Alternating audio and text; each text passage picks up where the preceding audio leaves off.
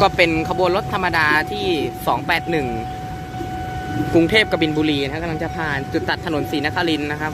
ตอนนี้พนักงานกั้นถนนก็เอาคันกั้นลงแล้วนะครับรถออกดีกว่ามีรถต๊อกมาด้วยครับ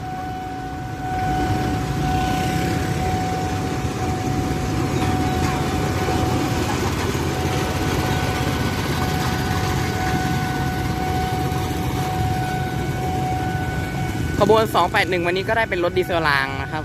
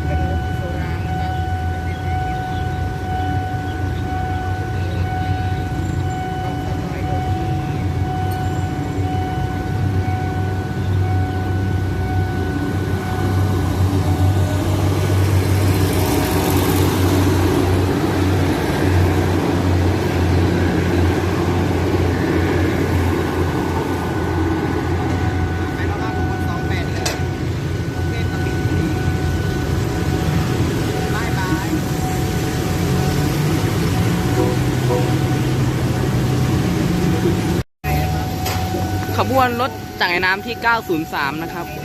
กรุงเทพไปทางชุมทางเฉลิมเทราครับตอนนี้เป็นเวลา9:05 นาทีขบวนรถก็มาถึงที่สถานีรถไฟหัวหมากแล้วครับตอนนี้พนักงานกั้นถนนก็เตรียมเอาเครื่องกั้นลงอยู่ครับ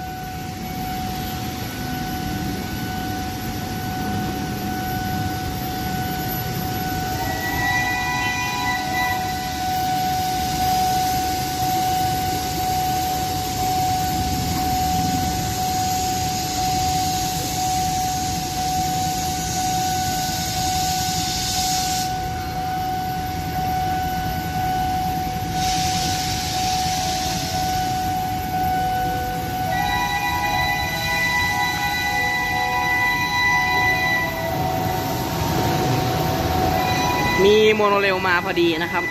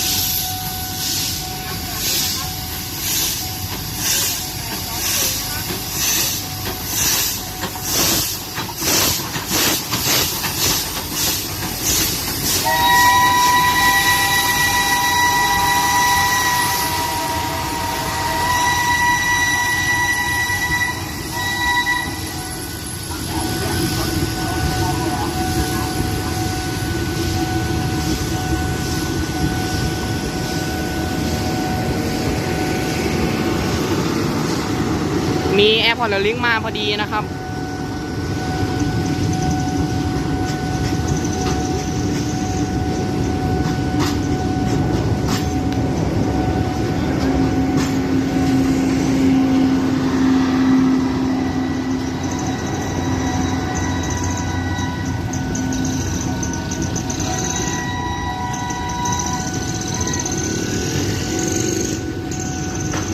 เครื่องกั้นขึ้นแล้วครับ